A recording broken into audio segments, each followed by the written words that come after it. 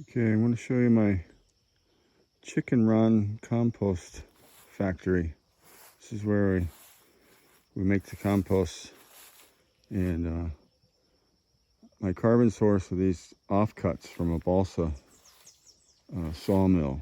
Balsa is a big business around here, and get the offcuts from the logs I get for free. It's the only free carbon source I could find, and I have a wood chipper, so I bring them up here and I chip them up into the chicken yard as the carbon source, and use it as kind of bedding under their roost, and just a cover for the ground so they're not in the mud or the dirt. And so I have around the perimeter, I have 7 little those are mulberry trees. That one is a replacement. It doesn't have any leaves yet. It was just put in because the original one died. Here's what the other ones look like. They're just cuttings that someone gave me from a mulberry tree. And one of them actually produced some fruit, and it's pretty good. It's sweet. So this house was built originally as a sheep house. I had a Barbados black-bellied sheep, and they were in this house on a slatted floor. You can see we've replaced this floor, so I'm going to put sheep in here again as soon as I can get this finished. And so the manure falls through underneath, and the chickens can scratch through it in the wood chips. And I have a dust bath here for them, which is just an area that doesn't have wood chips, just has the clay subsoil. And I put diatomaceous earth in there. Occasionally I mix a bag of diatomaceous earth in with the soil, and that stays pretty dry. As you can see here, we're in cloud forest, so nothing's really dry ever, unless it's in an oven. So then this is all downhill. I'm walking downhill, and we put in, here's a pile of something we just mowed off the pasture, cut back weeds, any organic material that we come across from weeding or the scraps from the market garden. Everything goes in here. There's some tanks with an aquatic fern called Asola, which is about 25% protein. I mix this with the fermented ground corn that I give them. They don't get any commercial ration once they're big. I start them out on commercial feed. I have 35 new layers in a brooder still right now, and they get commercial feed so that they develop faster and reach their full potential. This structure where I am now is the termite house. You see these? That's a termite nest there, and there's another one over there. When we find termite nests in the forest, we bring them here. And so these wood chips underneath here are all full of termites. They've climbed up into the top here. They're eating up the house. I had a little shelter out here before for my forage chopper, and the termites were always getting into it. So I decided if I couldn't beat them, I would join them. So the chickens come over here and scratch up the termites out of the wood chips. And I'm hoping someday they'll actually make nests up high, and I can just, chop a piece off the nest, and the termites will just fall out like a dispenser. But that hasn't happened yet. They are up in these logs. There's termites in here, but they haven't really made any nests. I don't know if I can see any termites there. They're in these logs. So I'm hoping eventually that this will be even a more efficient termite dispensing system. And here it ends. This is the lower part of the run. Got more mulberry trees. These have radishes.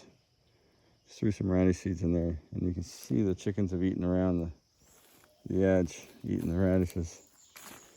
And so hopefully those radishes will get big enough that they'll be able to eat through the fence. So here I have palm logs making a barrier so that the material doesn't move down as quickly. And this whole area we screened out fairly recently. These gray trash cans were full of compost. So I think there's only one left now, but we use this compost in the market garden. We use a deep compost system. So we put the compost just on top of the beds. And so this has all been screened out and replaced with fresh wood chips recently. And then this area, which is under roof, this is where I feed them. You can see this, I just fed them their corn mash, fermented ground corn. And this area here, I throw at least a few buckets of green material in here every day, from weeding, from scraps from the market garden. I have currently I only have 23 market garden beds, but I hope to have 50 at least, in another year. And so all the scraps from the market garden, any weeding, kitchen scraps come in here. Everything just goes in here on the ground, and they pick through it. And then about once a week, or right now it's been in 2 weeks, I'll wet this, and I'll turn it over and pile it up along the wall of the dust bath. Partly, so then it'll heat up.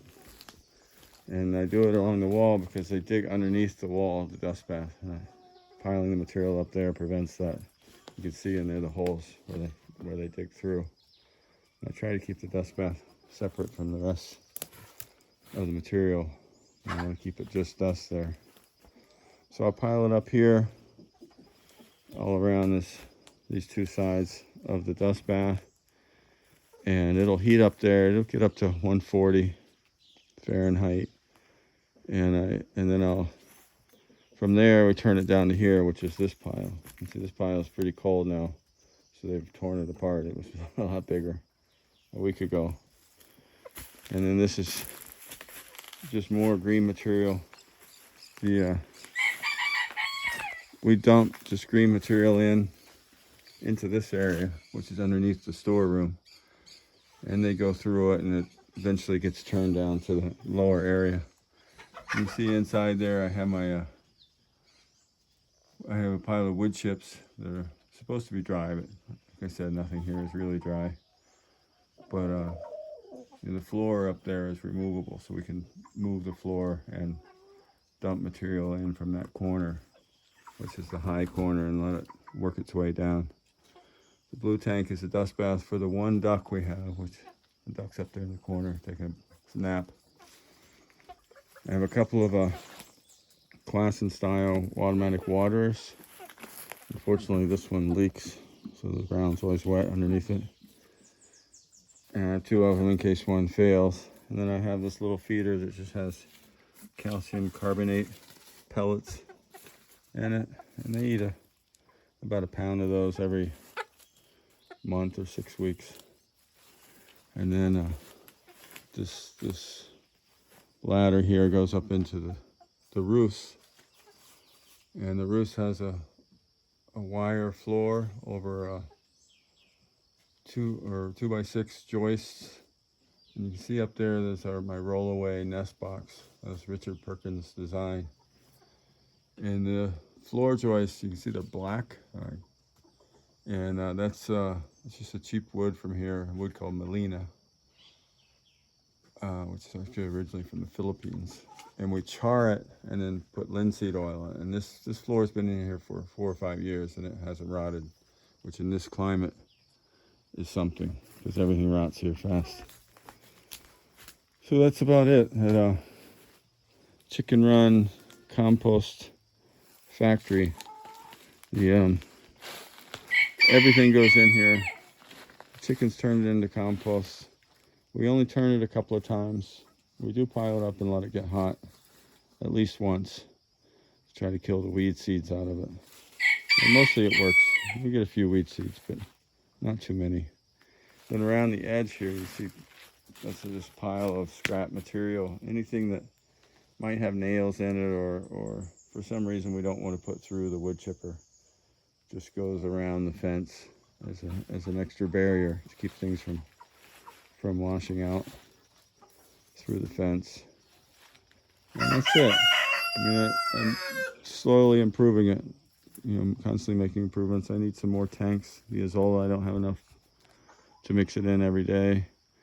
The fence is just this thin plastic mesh, which needs to have to be replaced with something more substantial eventually. Up here I have my plastic from my caterpillar tunnels is stored away here because we're in the dry season, so I don't need it. Excuse the rooster. I don't need the plastic now because we don't get heavy rains during this time of year. We just get a lot of fog. So we store that away now so that to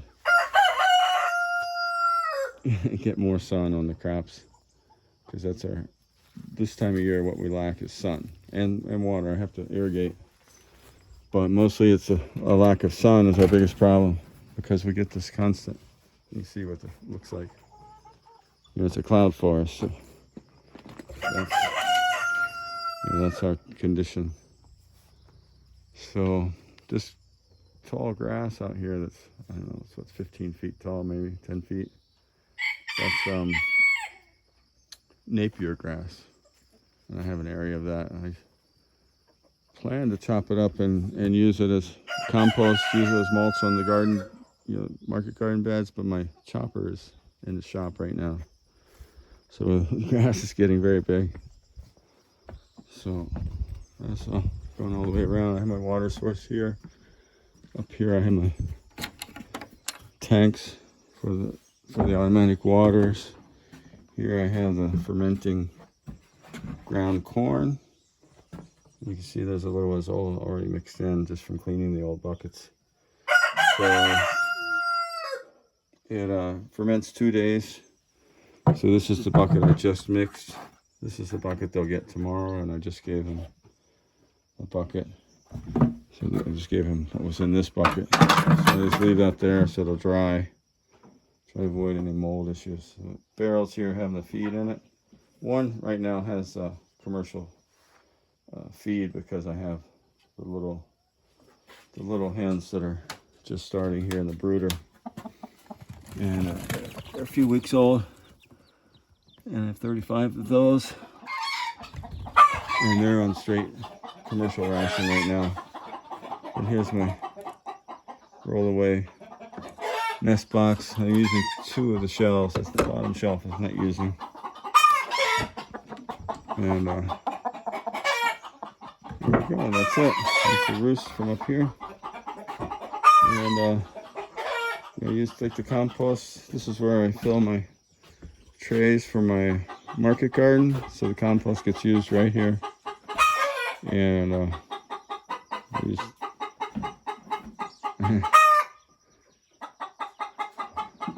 hens are making this noisy. All right, I think that's about the whole thing. See you later.